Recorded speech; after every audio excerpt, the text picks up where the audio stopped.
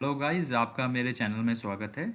आइए हम इस वीडियो की मदद से सीखते हैं कि हमारे पास जो डेटा होता है, हम जो भी सेलेक्ट करते हैं तो उसका सम कैसे देख सकते हैं। आइए मैं दिखाता हूँ। जैसे मैंने ये डमी डेटा दिया है, आप देख सकते हैं D1 से लेके H9 तक, ये मैंने डमी डेटा लिया है। मान लीजिए इसको मैं सेलेक्ट करता हूँ। वैसे तो आप कहोगे कि ये तो टास्क जो स्टेटस बार है वहाँ पर भी दिख जाता है सम, लेकिन यहाँ पर जो ट्रिकी है, जो सवाल है वो ये है कि आपसे पूछा जाता है कि इसका जो सम है वो मुझे जो A1 सेल है वहाँ पर चाहिए। मान लीजिए आप जो भी सेलेक्ट करते हो, ये सेलेक्ट करते हो, इसका सम आप देख सकते हो 30 होना चाहिए, लेकिन आपसे पूछा जाता है कि मुझे 30 जो है मुझे A1 सेल में चाहिए। ठीक है, तो आप कैसे करोगे? जैसे ही आप इस बटन पे क्लिक करते हो तो आपको 30 वहाँ पर दिखेगा। अब मान लीजिए कि मैं इतना सेलेक्ट कर देता हूँ। अब मुझे इनका जो सम है वो A1 में चाहिए। जैसे ही आप इसमें क्लिक करते हो आपको 129 दिखाएगा। ठीक है, तो ये हम कैसे कर सकते हैं, आइए मैं आपको इस वीडियो से दिखाता हूँ। तो आप वीडियो को पॉज कर सकते हैं और सोच सकते हैं कि ये कैसे कंप्लीट करेंगे। हम वीवीए की मदद से ये कंप्लीट करेंगे। ठीक है, तो उसके लिए मैं न्यू सीट इंसर्ट कर देता हूँ। अब मान लीजिए यहाँ पर मैं रैंडमली कोई नंबर ले लेता हूँ। मान लीजिए ये सीट है, सीट को पहले मैंने सेलेक्ट कर दिया, रैंड बिटवीन लगाता हूँ, मुझे नंबर चाहिए 1 to 50।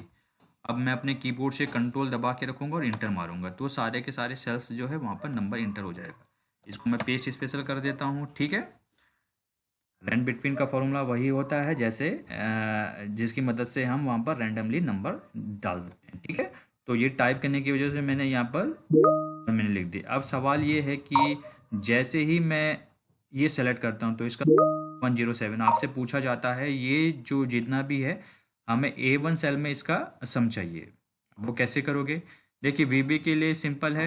अपने कीबोर्ड से आप Alt F11 करोगे तो वीवो की जो विंडो है वो ओपन हो जाएगी। साथ ही यहाँ पर डेवलपर टैब है, आप विजुअल बेसिक क्लिक कर सकते हो। ठीक है, अगर आपको जानना हो कि डेवलपर जो टैब है उसको कैसे इनेबल किया जाता है तो आप मेरी वीडियो लिस्ट में देख सकते हो या ऊपर आई बटन पे क्लिक कर सकते हो। ठीक है, तो आइए मैं चलता हूँ विजुअल बेसिक में। मैं जैसे ही जाता हूँ तो जो विंडो है वो ओपन हो गई। मैं इसको थोड़ा छोटा कर देता हूँ।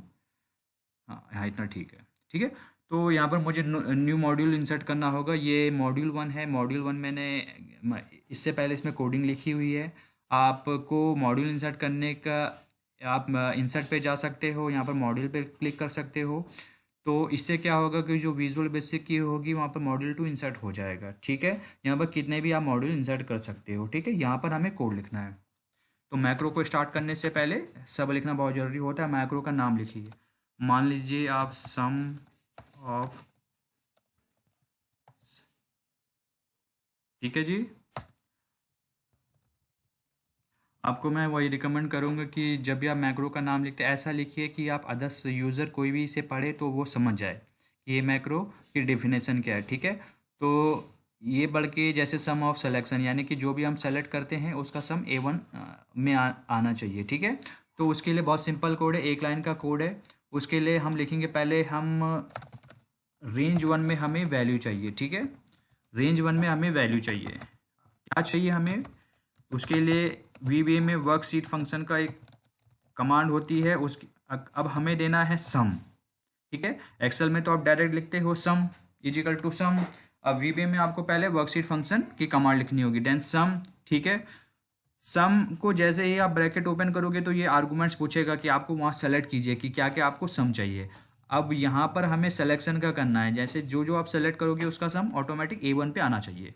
ठीक है, तो उसके लिए मैं यहाँ पर कोड लिखता हूँ, सेलेक्शन। ठीक है, क्लोज करता हूँ, सम का हो गया फॉर्मूला क्लोज। ठीक है, अब देखिए, अब मान लीजिए आपको दिखाता हूँ लाइव। मान लीजिए मैं ये